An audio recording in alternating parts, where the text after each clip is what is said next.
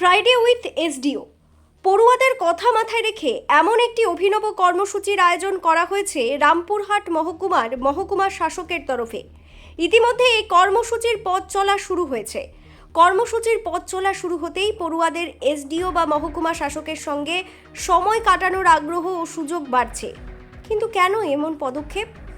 মূলত পড়ুয়াদের আগামীর ভবিষ্যৎ সুনিশ্চিত করতে এবং প্রশাসনিক কাজকর্ম সম্পর্কে সচেতন বৃদ্ধি করার জন্যই এমন পদক্ষেপ নেওয়া হয়েছে। এমন কর্মসূচির প্রথম দিনে রামপুরহাট মহকুমা প্রশাসনিক দপ্তরের জিতেন্দ্রলাল বিদ্যাভবনের 14 জন পড়ুয়া গোটা দপ্তর ঘুরে দেখে।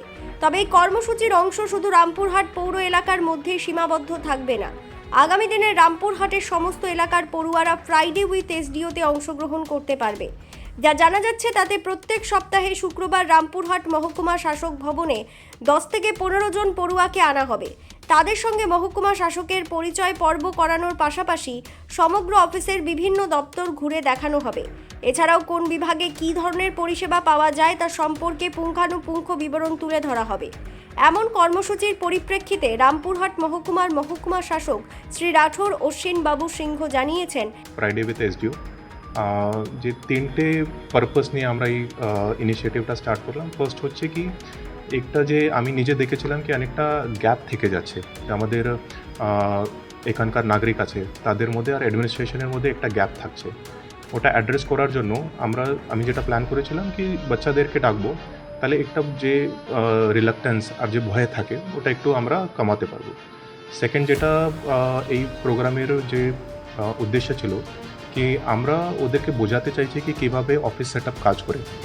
তাহলে এখন যদি এরা খুব ছোটো বাচ্চারা আছে, ক্লাস 6, ক্লাস 7, ক্লাস 8-এর বাচ্চারা আছে, যদি ওরা জানতে পারে কি কীভাবে একটা অফিস সেট আপ কাজ করবে, তাহলে পরবর্তী এটা ওদের মাইন্ডসেটে থাকবে কি ওভারঅল একটা অ্যাডমিনিস্ট্রেটিভ সেট আপ কীরকম কাজ করবে। আর যদি ওদেরকে পরবর্তী যদি কাজ করে তাহলে ওরা ডাইরেক্টলি এখানে আসতেও পারে।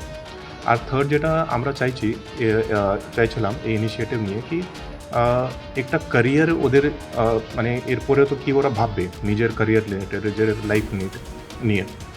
তাহলে যখন ওরা এত অফিসার এসডিওর সাথে যখন ওরা কথা করবে, তো অনেকটা ডিসকাশনের মধ্যে অনেকটা মানে আইডিয়াস বেরোয়।